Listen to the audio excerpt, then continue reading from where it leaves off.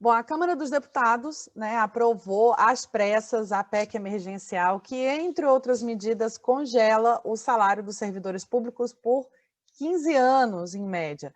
E a oposição votou quase que inteiramente contrária a essa proposta, mas ficou vencida pela maioria, a base de apoio aí ao governo, que, de certa maneira, se aproveitou do desespero, né, de milhões de brasileiros que acreditaram nessa dicotomia, nessa aparente troca, né, a possibilidade de manter o auxílio emergencial, que agora vai vir bem menor, por menos tempo e para um menor número de pessoas, né? Então, é sobre isso que a gente vai conversar agora com a professora Maria Lúcia Fatorelli, da Auditoria Cidadã. Muito obrigada por conversar com a gente.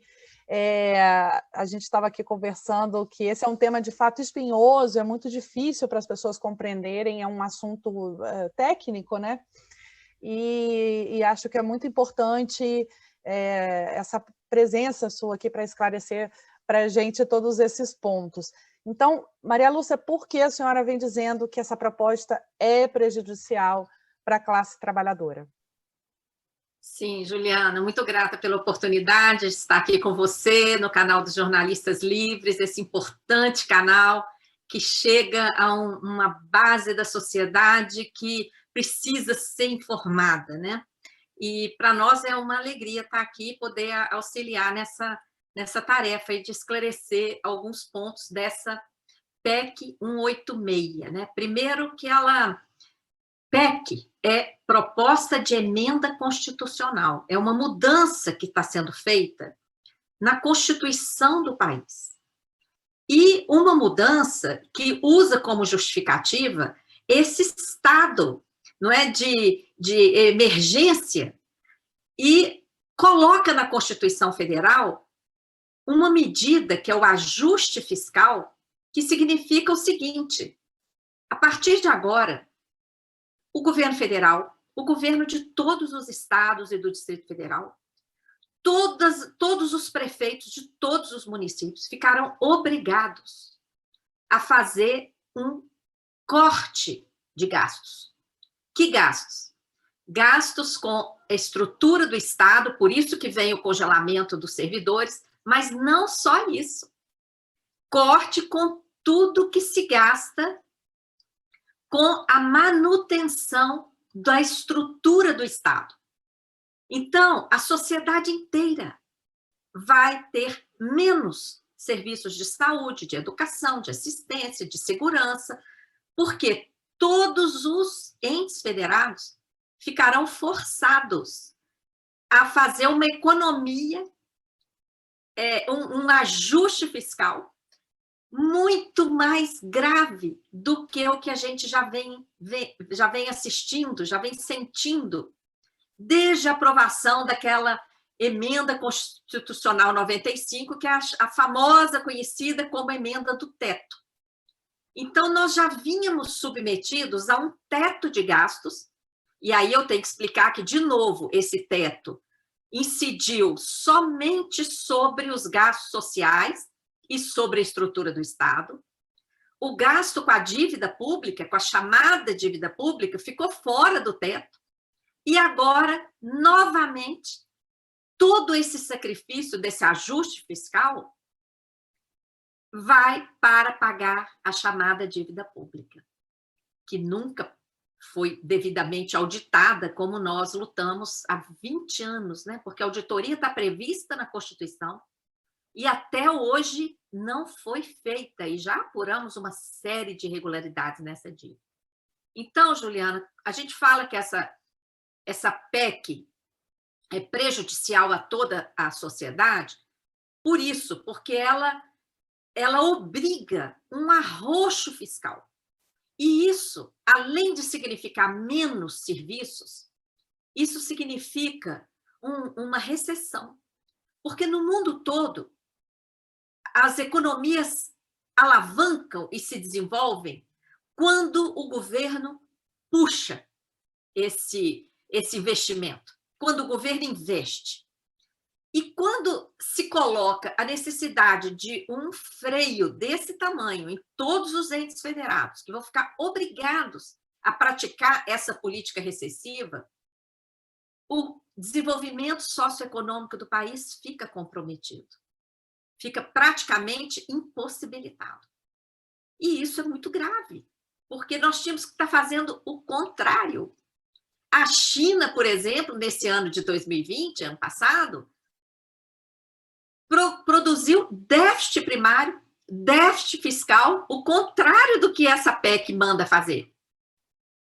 O governo chinês gastou mais do que arrecadou, criou dívida para gastar, para investir na saúde, na educação, nas pesquisas. E olha o resultado.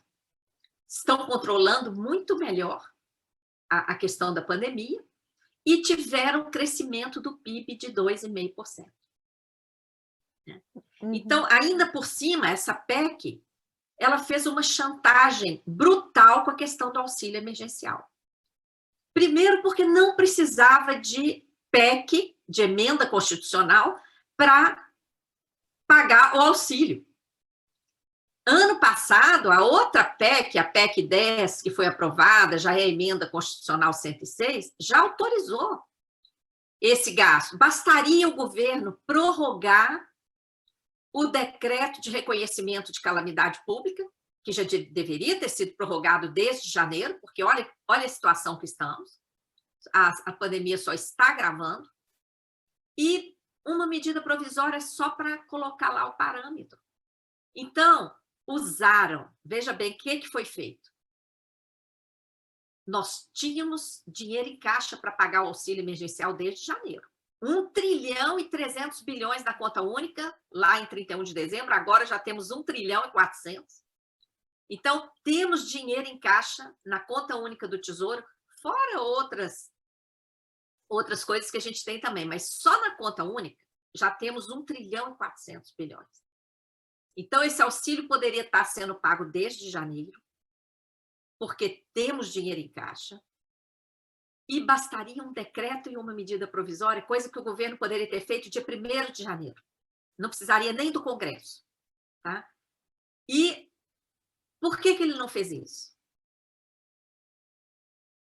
Esperaram o desespero da população, que ficou sem o auxílio emergencial em janeiro, em fevereiro. Chegou março, pegaram carona nessa PEC. Essa PEC foi apresentada, foi negociada por Paulo Guedes e Bolsonaro, com senadores, em 2019, antes da pandemia. Desde que ela foi apresentada, lá em 2019, ela já tinha o nome de emergencial. Sim, e o governo não conseguiu votá-la em 2020, durante o ano inteiro não conseguiu votar, porque era uma PEC que reduzia o serviço público em 25%, reduzia também o salário de servidores em 25%. O que aconteceu esse ano? A toque de caixa, o senador Bittar apresentou no Senado um substitutivo. Ele tirou aquela questão dos 25%, mas ele deixou em aberto. O corte pode ser maior do que 25%, porque lá a PEC deixou em aberto. Se atingir esse limite aí que eles estabeleceram, de 95% da receita líquida, dessa receita corrente líquida, vai ter que fazer cortes. E de quanto? Ela não diz. Então, esse corte pode ser até mais do que 25%. Aí pegaram carona na PEC, que já estava lá desde 2019, e colocaram, só vai pagar auxílio emergencial se aprovar esse arroxo aqui, que foi colocado na Constituição. Isso aqui é o maior absurdo, jogando o Brasil na recessão, no atraso, e penalizando, né, toda a sociedade, porque a imensa maioria da sociedade brasileira só tem acesso à saúde se for saúde pública. Só tem acesso à educação se for educação pública. A imensa maioria da população brasileira não tem condição de pagar particular. Então, essa PEC prejudica a sociedade como um todo, prejudica o nosso desenvolvimento como um todo, e ainda tem uma série de calotes, viu, que eu posso explicar em seguida. Sim, não, eu acho que é importante lembrar que essa proposta de emenda à Constituição, né, uma PEC emergencial, como a senhora estava dizendo, e já aprovada em segundo turno, ela é parte de um pacote de emendas que foi sugerido pelo Paulo Guedes, segundo ele, para reequilibrar as finanças do Estado. E esse pacote, ele é feito, o Plano Mais Brasil, né, ele é formado por outras duas PECs, que é a PEC do Pacto Federativo e a PEC dos fundos públicos. Né? Em termos gerais, esse Plano Mais Brasil teria o objetivo de reduzir gastos públicos, facilitar a gestão do orçamento do Estado, né? Adotando medidas como essas que foram aprovadas, a redução do salário de servidores, suspensão de concursos públicos, e até existe a possibilidade de extinção de municípios que seriam incapazes de se sustentar financeiramente. E é importante lembrar também que essa PEC, essa proposta de emenda à Constituição, como a professora estava dizendo, altera o texto constitucional. Então, ela deveria ser aprovada em 2 turnos, nas 2 casas, por pelo menos 3/5 dos membros, né? Respeitar aí todo um trâmite, um processo. Então, Maria Lúcia, essas seriam, eu acho, né, as linhas gerais dessa justificativa dada pelo governo, mas a gente pode dizer que esse trâmite também foi atropelado, né? De certa forma, ele sofreu interferências para ele ser aprovado da maneira que ele foi aprovado? Olha, esse trâmite, Juliana, foi um absurdo. Foi um desrespeito à própria Constituição. Quando a Constituição prevê que uma alteração constitucional seja debatida em 2 turnos, tanto na Câmara como no Senado, qual foi a intenção do legislador? Que haja muito debate. Porque não é brincadeira alterar a Constituição. A principal, é a matriz de todo funcionamento legislativo do país, funcionamento legal.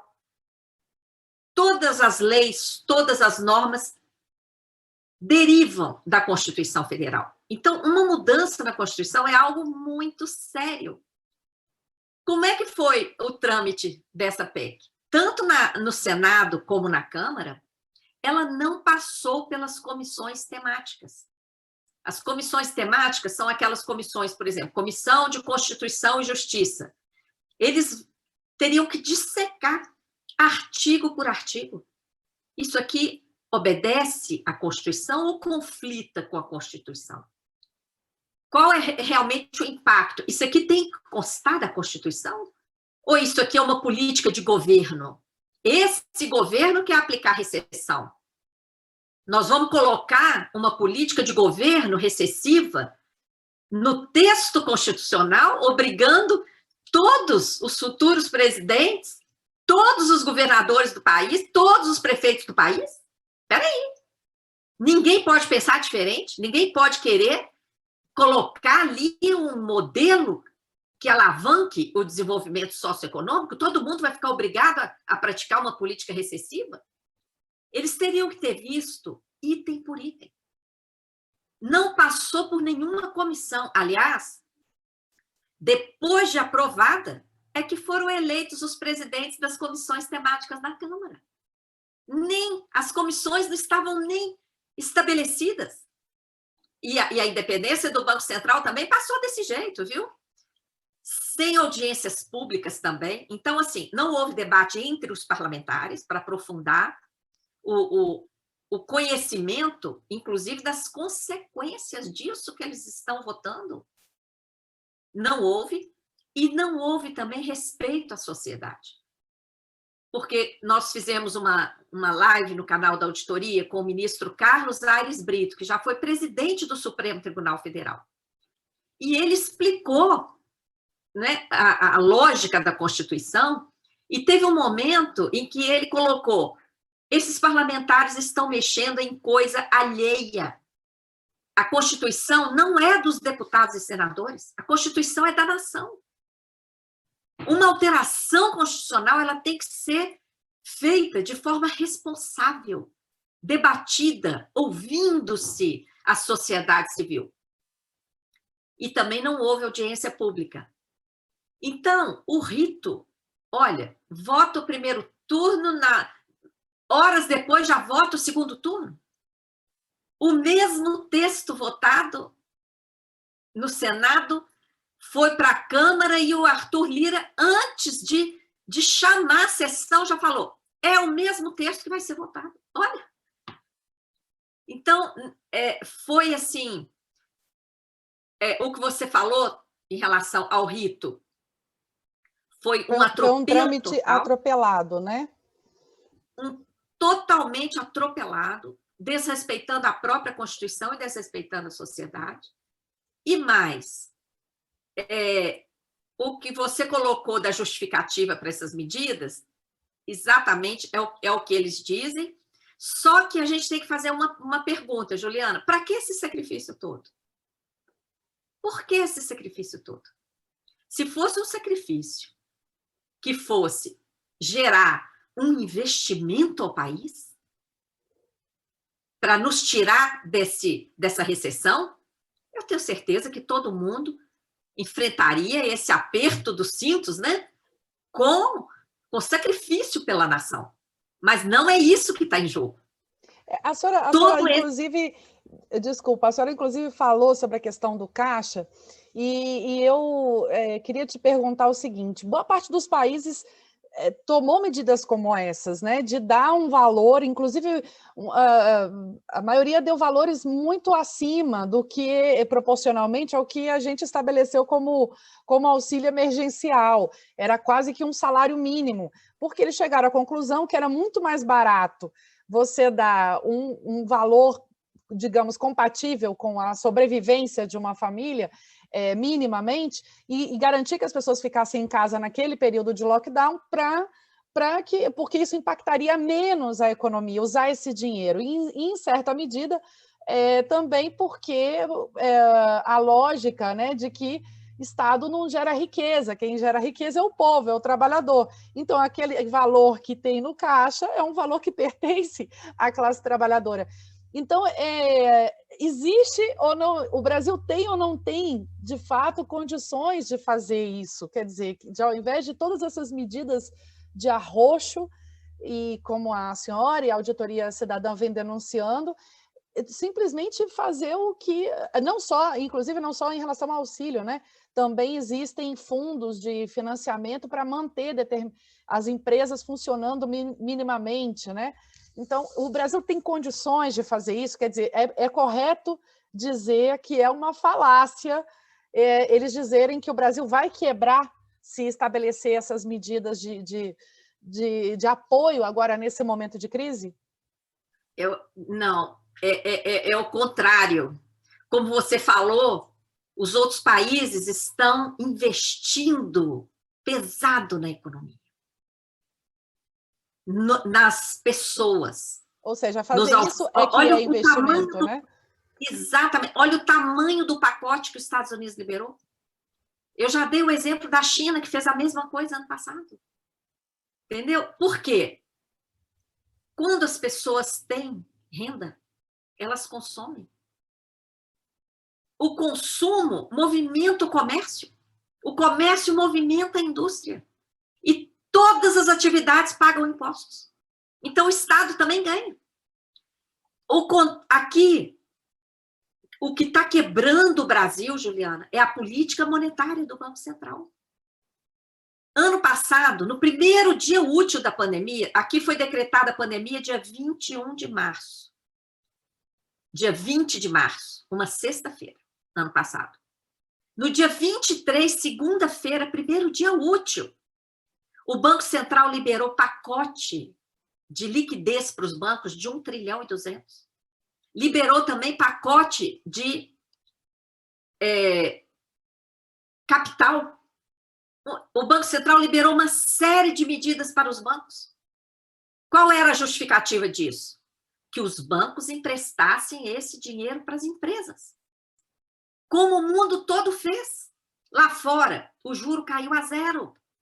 E ainda deram prazo de carência para as empresas só começarem a pagar as parcelas quando os seus negócios recuperassem. O que aconteceu aqui? O Banco Central liberou o dinheiro para os bancos e não os obrigou a emprestar.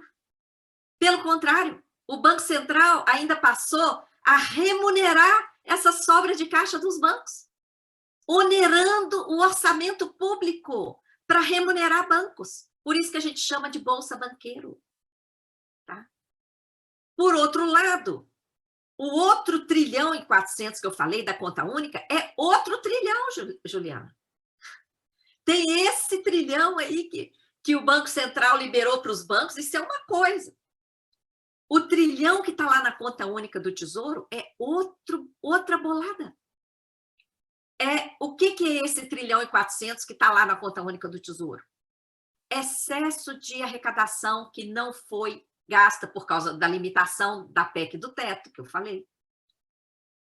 Excesso de títulos que foram emitidos e o dinheiro não foi empregado. Em 2015, por exemplo, emitimos mais de 400 bilhões de reais de títulos, a mais do que precisava. Emitiu, o mercado comprou, nós passamos a pagar juros e o dinheiro ficou lá, na conta única do Tesouro. Então, nós temos mantido nessa conta mais de 1 trilhão. Inclusive, ano passado, quando o auxílio emergencial começou a ser pago, foi dessa conta que saiu o dinheiro. Agora, o que fizeram esse ano? Não pagaram, né? Liberaram esse auxílio pífio, que, como você disse, vai ser muito menor do que o do ano passado, e o estado de calamidade está muito mais grave. E o que fizeram com essa bolada da conta única do Tesouro? A PEC 186 admite que esse dinheiro também seja desviado para pagar juros da dívida. Essa PEC, todo esse sacrifício que ela coloca, é para beneficiar a chamada dívida pública. Então, nós estamos vivendo uma verdadeira violência, porque o dinheiro que poderia estar sendo investido em saúde, em educação, em assistência, no auxílio emergencial, em desenvolvimento, imagina, mais de 1 trilhão irrigando a nossa economia. E outro 1 trilhão que está no caixa do Banco Central, remunerando só os bancos. Se o Banco Central deixasse esse outro 1,5 trilhão nos bancos, os bancos teriam que baixar juros para emprestar para as empresas. E rapidamente nós sairíamos dessa crise. Faz muito mais sentido, né, professora, fazer dessa maneira. E aí, aproveitando esse raciocínio, a senhora estava falando da questão do teto, e aí eu me lembrei o seguinte, a PEC, ela foi apresentada na época no Senado pelo Paulo Guedes, em novembro ainda de 2019, né? Mas em razão da pandemia, no início desse ano, por conta dos gastos com auxílio emergencial, que ela voltou a ser discutida. E esse caráter emergencial era, portanto, uma preocupação com o cumprimento das regras que limitam o dinheiro público, que é o teto de gastos e a chamada regra de ouro. Então, eu gostaria que a senhora explicasse um pouquinho como é que funcionam essas duas regras e por que também é incorreto dizer que elas seriam um motivo, né, do governo para aprovar de maneira atropelada essa proposta. Certo, olha, a PEC do teto, ela já provou que ela é uma medida nociva para a economia brasileira. Ela já vigora há 5 anos e ela estabeleceu o teto somente para os gastos primários, que são os gastos com a estrutura do Estado e os serviços prestados à população. O gasto com a dívida ficou livre. Então, a PEC do teto já foi uma medida para beneficiar a chamada dívida pública. A regra de ouro já é outra medida que consta da Constituição, que impede a utilização de novos títulos, de nova dívida, para pagar despesas correntes. O que são as despesas correntes? Essas despesas com a manutenção do Estado, gastos públicos, e também despesas com juros. Está lá na Constituição, para emitir título para pagar despesa corrente, teria que ser apresentado um projeto legislativo específico, discutido no Congresso, discutida a necessidade e tudo mais. O que tem acontecido ao longo dos anos? Todo ano, o governo emite novos títulos, paga juros que são despesas correntes e vai lá, contabiliza maquiadamente, como se fosse amortização da dívida. Então, isso já vem acontecendo, já vem fazendo a dívida crescer exponencialmente. Esse é mais um calote da PEC emergencial agora. Sabe o que ela faz? Ela libera a emissão de títulos para pagar juros. Isso é insustentável. Isso vai fazer a dívida explodir. E a mesma PEC exige que a União, estados e municípios garantam a sustentabilidade da dívida. Olha só, é um disparate. A própria PEC 186 impulsiona a insustentabilidade da dívida, porque emitir título para pagar juro não tem retorno. A dívida sustentável é aquela dívida que você contrai e investe em desenvolvimento, que vai gerar emprego, vai gerar renda, e aí ela vai se pagar. Essa dívida gerada para pagar juros, ela não se sustenta. E a PEC deixa sem limite. Enquanto a PEC limitou lá o ajuste emergencial a apenas 44 bilhões, ela deixa sem limite a emissão de título para pagar juros, à vontade, gerando um crescimento exponencial insustentável da dívida e depois joga para o Estado garantir a sustentabilidade, cortando na saúde, na educação, nos servidores, etc.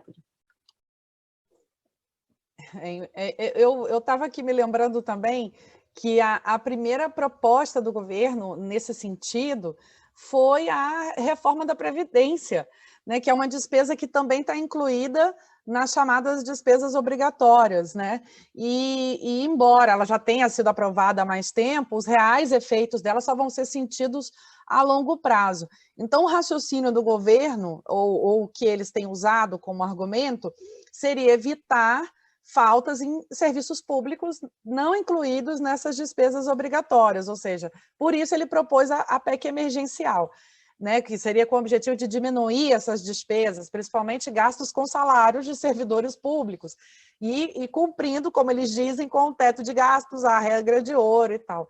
Então, para isso que a PEC sugere essas alterações no texto constitucional, que poderiam ser divididas em temporárias ou permanentes. Então, se no final tudo vira permanente, da maneira como foi colocada a PEC, agora já aprovada em segundo turno. Então, essas medidas, né, que foram aprovadas, a PEC já foi até promulgada, passam a fazer parte da Constituição Federal. Isso é que é mais grave, né? Para modificar agora isso, nós precisaremos de uma grande mobilização social. Nesse sentido, é que a Auditoria Cidadã já vem fazendo uma campanha já há alguns meses, é hora de virar o jogo, para explicar para a população como é o funcionamento do modelo econômico no Brasil. O nosso modelo é todo invertido. Essa questão das finanças é completamente invertida. O dinheiro que deveria estar financiando o nosso desenvolvimento socioeconômico é subtraído por um sistema da dívida que não serve para investimentos no Brasil. O próprio Tribunal de Contas da União declarou isso ao Senado. A dívida não tem servido para investimentos. Então, por sua vez, o Banco Nacional de Desenvolvimento, que deveria financiar as nossas empresas estatais, ajudar os estados e municípios, está financiando privatizações, está financiando perda de patrimônio. O modelo tributário é totalmente invertido. No Brasil, pobre é que paga imposto.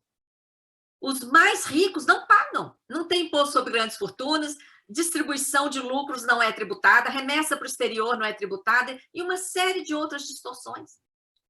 Além do modelo agrícola e mineral, praticado no Brasil que só deixa aqui o dano ambiental. É uma atividade extremamente lucrativa e esse lucro fica só para as grandes corporações que exploram essas atividades. Nós só ficamos com o dano ambiental, porque nem imposto essas atividades pagam, são cheias de incentivos fiscais. Então, Juliana, o nosso povo precisa compreender isso, porque o Brasil não é qualquer país, o Brasil é riquíssimo e nós poderíamos estar em outro patamar de desenvolvimento socioeconômico. Por isso que a gente fala que é hora de virar o jogo. Essa PEC 186, a chamada, batizada de emergencial, ela vai no sentido inverso. Ela nos joga no atraso, ela nos joga na recessão. Mas, ao contrário, é o contrário do que deveríamos estar fazendo.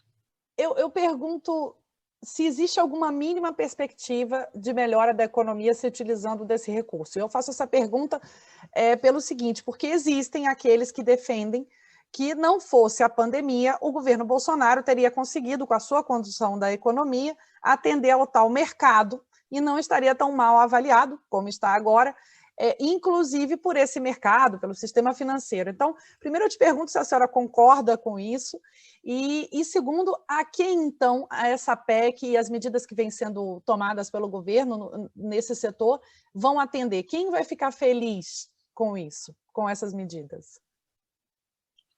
Olha, somente os rentistas, que são, em sua imensa maioria, os bancos, é que são beneficiados com a PEC 186. Somente eles. Todo o Estado brasileiro perde, em todos os níveis, federal, estadual, distrital, municipal, todo mundo perde. Todo o serviço público perde, toda a sociedade perde, e a gente ainda fica com o nosso desenvolvimento comprometido. Quando você pergunta, tem jeito desse modelo dar certo? Esse modelo só dá certo para esse tipo de funcionamento distorcido do Brasil, que amarra o Brasil, que não deixa o nosso povo ter vida digna, que não deixa o país deslanchar socioeconomicamente. Então, nós temos que virar esse jogo. Nesse modelo aí, de Paulo Guedes e Roberto Campos Neto, que são os que definem a política econômica, não tem saída. Não tem jeito do Brasil melhorar. É um modelo que joga o país na recessão e no atraso. Então, quais seriam as saídas possíveis agora? Quer dizer, a proposta já foi aprovada em segundo turno, o que ainda é possível fazer para impedir o pior? Olha, a primeira medida deveria ser entrar com uma ação de inconstitucionalidade dessa PEC, porque ela coloca na Constituição uma política de governo, e ela não obedeceu os trâmites, e ela rouba os recursos lá da conta única do Tesouro, inclusive recursos vinculados às áreas sociais. 1 trilhão e 400 bilhões de reais ela rouba para pagamento de uma dívida que nunca foi auditada. Ela joga a insustentabilidade como medida, como eu falei. Ela impulsiona a insustentabilidade e joga para os entes federados garantirem a sustentabilidade. É como você ter uma pia com um ralo bem grande aberto e querer que a pia encha de água. É insano. Não vai. O sacrifício vai ser contínuo. Então, eu creio que caberia, sim, uma ação de inconstitucionalidade dessa PEC, isso em âmbito jurídico. Agora, em âmbito social, é informar a sociedade, como o seu programa está fazendo agora. Se a sociedade não tomar conhecimento dessas distorções do nosso modelo, e se não organizarmos uma grande mobilização social consciente para mudar o modelo, nós ficaremos condenados a esse modelo. Porque agora, como norma constitucional, todos os futuros presidentes, governadores, etc., terão que obedecer isso. Então, nós temos que exigir de todos os candidatos uma promessa de buscar reverter isso. Não é? E agora, para termos pressão para cobrar isso, a sociedade tem que entender.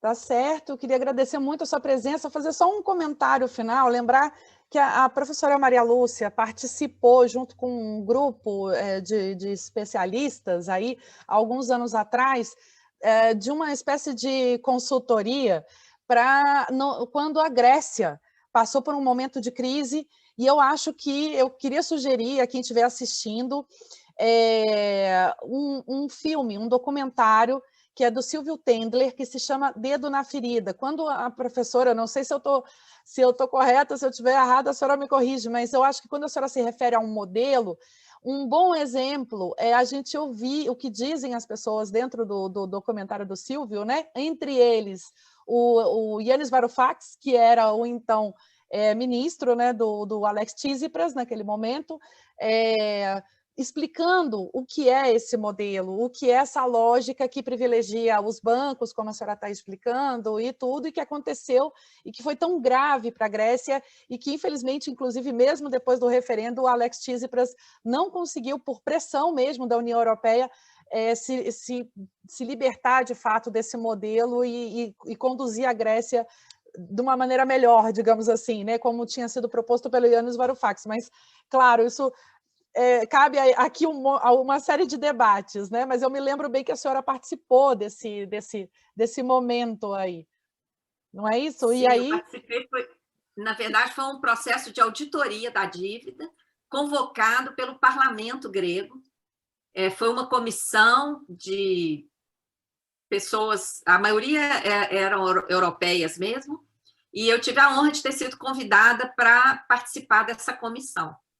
Mas o Tsipras, ele desrespeitou não só o resultado do referendo, como também desrespeitou o resultado da auditoria feita pelo parlamento grego, né? E assinou o terceiro acordo, renunciou, convocou eleições, foi aquela confusão, e infelizmente nós vimos lá aquela queda brutal da economia grega, com suicídios em massa, e, nossa, foi um momento muito grave mesmo.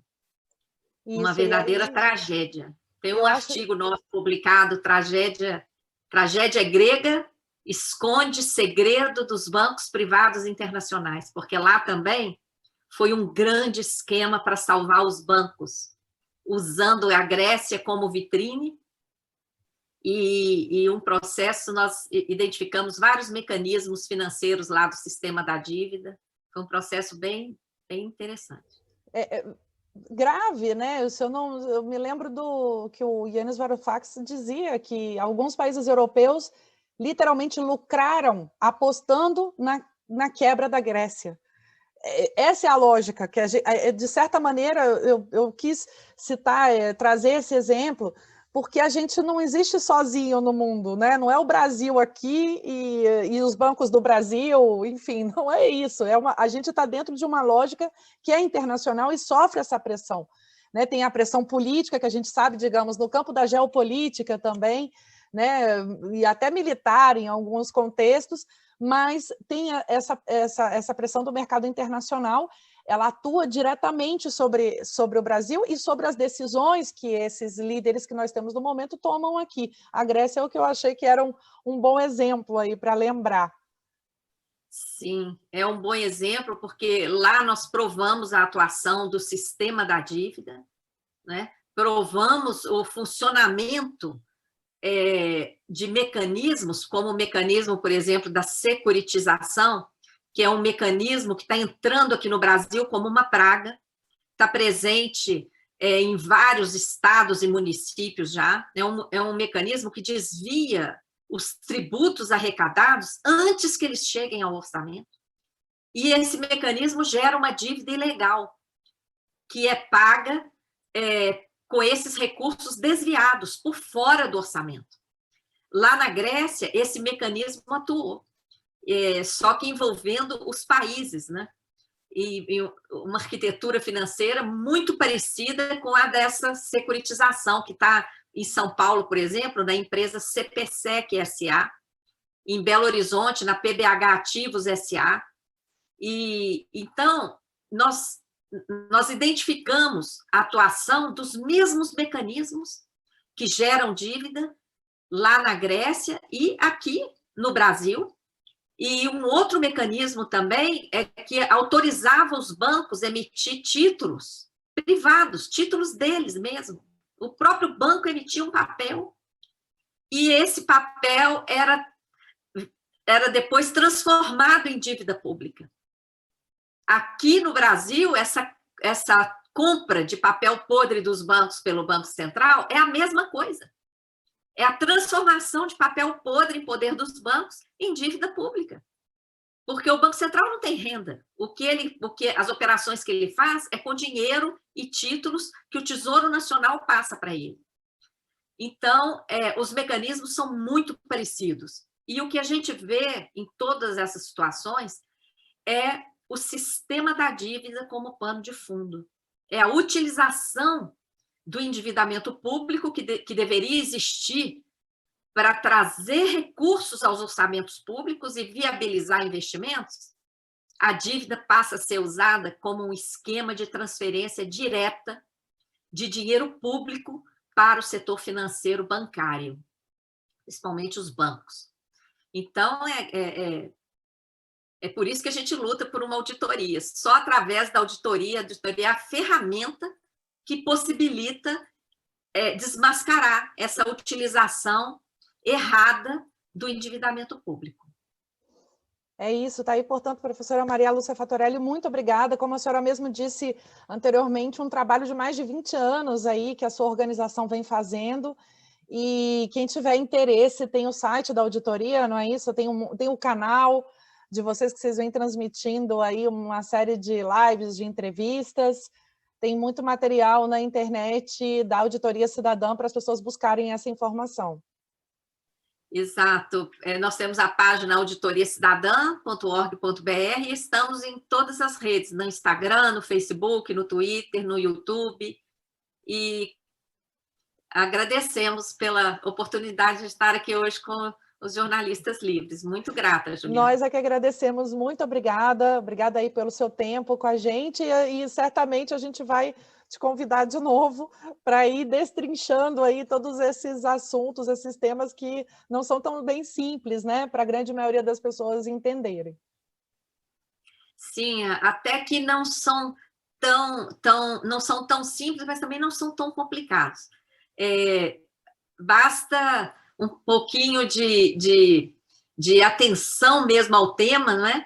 E nós vamos conseguir, sim, formar mais e mais pessoas para construirmos essa necessária mobilização consciente que a gente precisa construir para virar esse jogo. Certamente. Obrigada, professora. Obrigada. Eu que agradeço, Juliana. Um forte abraço.